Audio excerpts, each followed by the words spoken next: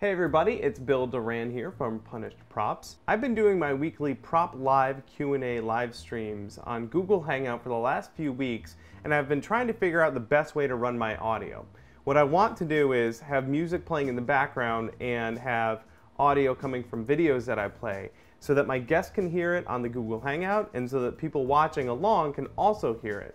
I also want to be able to hear myself and my guest, but not send the guest audio back to them. So I've got a decent sound mixer and a pretty good microphone. I figured I should be able to do this, but my audio knowledge is a little bit sparse. So I asked everyone on Twitter. I got some really great help, especially from my friend Daryl, the Trek Nerd, and my pal Matt from over at the Pen Habit. With our powers combined, we were able to figure out exactly how to do this through Google Hangout, and I wanted to share with you how I ended up doing all of the setup. For starters, I ended up with two sound cards. I have the sound card in my main computer, we'll call that sound card A, and then I have the sound card that I bought separately. It's a little USB guy, we'll call that sound card B. This is my audio board. This is the Alesis Multimix 8 USB, but for this particular setup, we did not use the USB feature. First, we have the inputs. We have a couple of microphones for the in-studio audio. These audio cables here are these little 1/4-inch two-part guys that go to a little 1/8-inch stereo input that'll go into the computer. So this input is for my guest audio, and then this input here is for my music and video audio. Now the outputs, there are only two of them.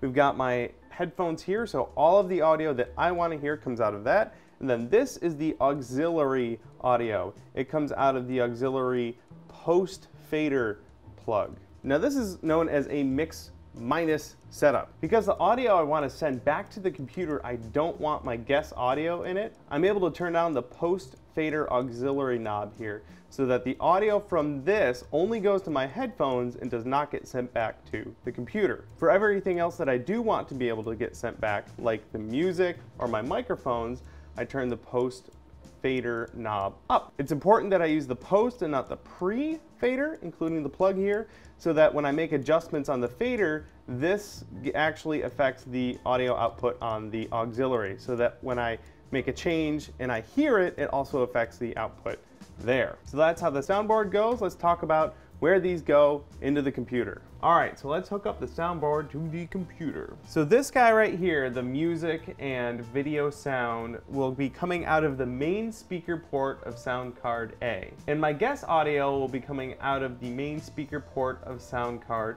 B. And finally, my post auxiliary output will be going into the microphone of sound card A. So when I set this up on my computer, I tell the default speakers to go out of the speaker from sound card A, that's my music and video sound, and the default microphone from the PC goes to the microphone from sound card A. Finally, in the Google Hangout, I set my sound output, what I'm going to hear, my guest audio, to the speaker from sound card B.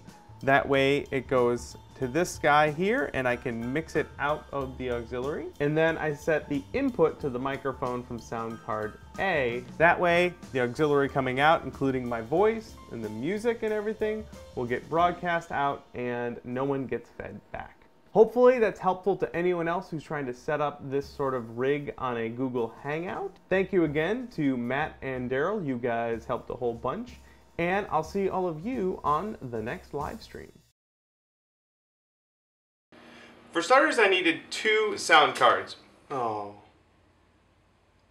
man.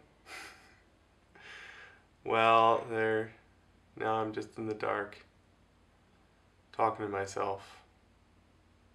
So there's that.